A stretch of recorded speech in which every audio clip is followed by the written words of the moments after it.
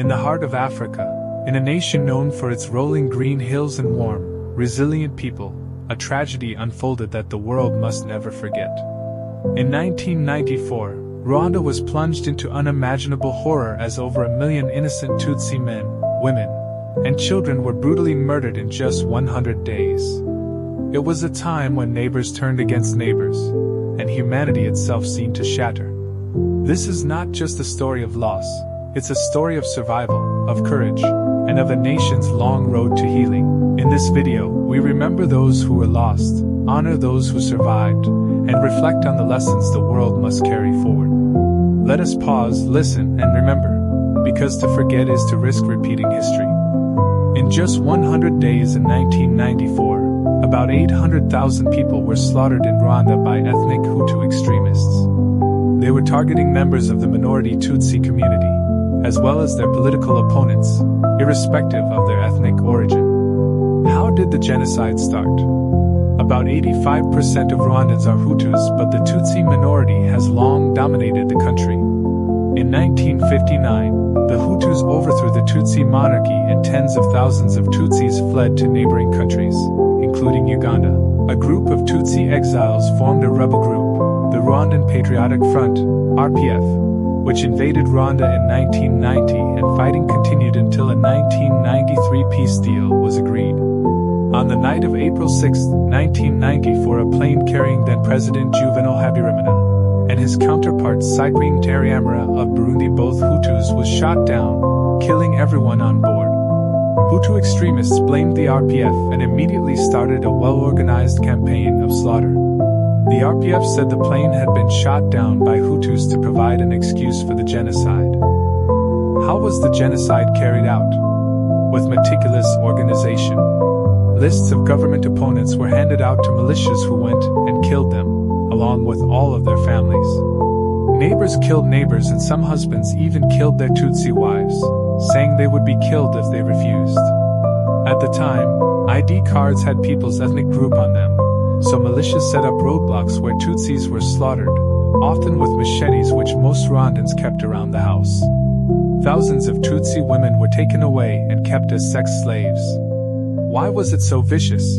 Rwanda has always been a tightly controlled society, organized like a pyramid from each district up to the top of government. The then governing party, MRND, had a youth wing called the Interahamwe, which was turned into a militia to carry out the slaughter. Weapons and hit lists were handed out to local groups, who knew exactly where to find their targets. The Hutu extremists set up a radio station, RDLM, and newspapers which circulated hate propaganda, urging people to weed out the cockroaches, meaning kill the Tutsis. The names of prominent people to be killed were read out on radio. Even priests and nuns have been convicted of killing people, including some who sought shelter in churches. By the end of the 100-day killing spree, around 800,000 Tutsis and moderate Hutus had been killed. Did anyone try to stop it? The UN and Belgium had forces in Rwanda, but the UN mission was not given a mandate to stop the killing. A year after US troops were killed in Somalia, the US was determined not to get involved in another African conflict.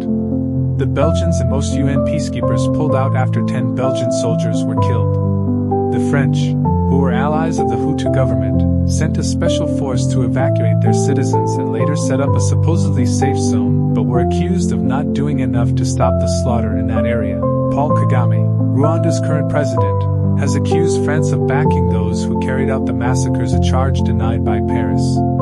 A good man in Rwanda. How did it end? The well-organized RPF, backed by Uganda's army, gradually seized more territory, until July 4, 1994, when its forces marched into the capital, Kigali. Some 2 million Hutus, both civilians and some of those involved in the genocide, then fled across the border into the Democratic Republic of Congo, at the time called Zaire, fearing revenge attacks.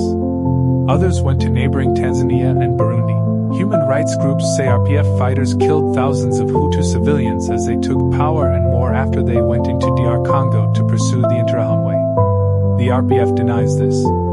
In DR Congo, thousands died from cholera, while aid groups were accused of letting much of their assistance fall into the hands of the Hutu militias. What happened in DR Congo? The RPF, now in power in Rwanda, embraced militias fighting both the Hutu militias and the Congolese army, which was aligned with the Hutus. The Rwanda-backed rebel groups eventually marched on DR Congo's capital, Kinshasa, and overthrew the government of Mobutu Sese Seko, installing Laurent Kabila as president. But the new president's reluctance to tackle Hutu militias led to a new war that dragged in 6 countries and led to the creation of numerous armed groups fighting for control of this mineral-rich country. An estimated 5 million people died as a result of the conflict, which lasted until 2003, with some armed groups active until now in the areas near Rwanda's border. Has anyone faced justice? The International Criminal Court was set up in 2002, long after the Rwandan genocide, so could not put on trial those responsible. Instead, the UN Security Council established the International Criminal Tribunal for Rwanda in the Tanzanian town of Arusha to prosecute the ringleaders. A total of 93 people were indicted, and after lengthy and expensive trials, dozens of senior officials in the former regime were convicted of genocide, all of them Hutus. Within Rwanda, community courts, known as Gakaka, were created to speed up the prosecution of hundreds of thousands of genocide suspects awaiting trial. Correspondents say up to 10,000 people died in prison before they could be brought to justice. For a decade until 2012, 12,000 Gakaka courts met once a week in villages across the country, often outdoors in a marketplace or under a tree, trying more than 1.2 million cases. Their aim was to achieve truth, justice, and reconciliation among Rwandans, as Gakaka means to sit down and discuss an issue. What is Rwanda like now? President Kagame has been hailed for transforming the tiny, devastated country he took over through policies which encouraged rapid economic growth. He has also tried to turn Rwanda into a technological hub and is very active on Twitter. But his critics say he does not tolerate dissent, and several opponents have met unexplained deaths, both in the country and abroad. The genocide is obviously still a hugely sensitive issue in Rwanda, and it is illegal to talk about ethnicity. The government says this is to prevent hate speech and more bloodshed, but some say it prevents true reconciliation. Charges of stirring up ethnic hatred have been leveled against some of Mr. Kagame's critics, which they say is a way of sidelining them. He won a third term in office in the most recent election in 2017 with 98.63% of the vote.